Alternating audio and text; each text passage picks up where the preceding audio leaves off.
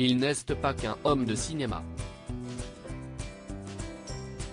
Légende du 7e art, Alain Delon est un véritable touche-à-tout, et il entretient une sensibilité particulièrement pour les œuvres d'art, la peinture et le dessin. Pas en tant qu'exécutant, mais en tant que collectionneur.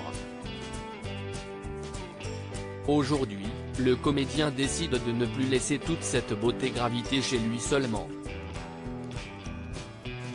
Une conférence de presse a été organisée ce matin dans les locaux du commissaire-priseur Bonhomme Cornette Saint-Cyr, qui annonce une exposition itinérante afin de divulguer au plus grand nombre toutes les œuvres de sa réserve personnelle, ce jardin secret aux 1000 couleurs qu'il cultive depuis plus de 60 ans.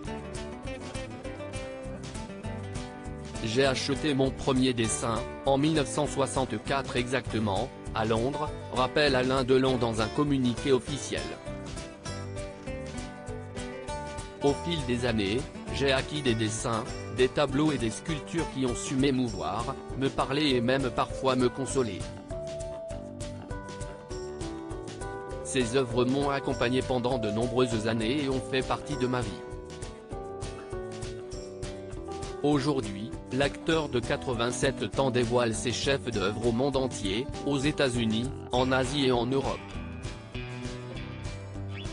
La tournée de l'exposition Alain Delon, 60 ans de passion débutera à New York du 5 au 9 mai, puis se poursuivra à Hong Kong du 24 au 27 mai et enfin à Genève du 1er au 3 juin. Certaines pièces seront finalement vendues aux enchères au salon de l'avenue Hoche, de Bonhomme Cornette Saint-Cyr, le jeudi 22 juin 2023. Ces œuvres merveilleuses ont bercé mon enfance riche en œuvres sculptées avec un beau corpus de dessins issus de la Renaissance italienne et de rares feuilles des grands maîtres français du XIXe siècle. La collection d'Alain Delon est composée d'œuvres signées des plus grands noms de l'histoire de l'art, tels que Véronèse, Beccafumi, Corot, Delacroix, Millet, Dufy, ou Blaise. Ces œuvres merveilleuses ont bercé mon enfance, se souvient sa fille Anouchka Delon. Aujourd'hui, je suis infiniment heureuse que le monde les découvre, après toutes ces années passées dans l'intimité de la collection de mon père. Je sais qu'elles ont été pour lui de fidèles compagnons, qu'elles lui ont procuré des joies immenses.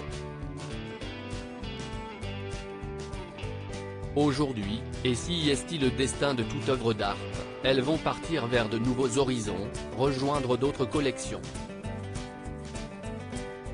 Je souhaite de tout cœur qu'elles soient regardées avec autant d'amour qu'elles l'ont été ces 60 dernières années.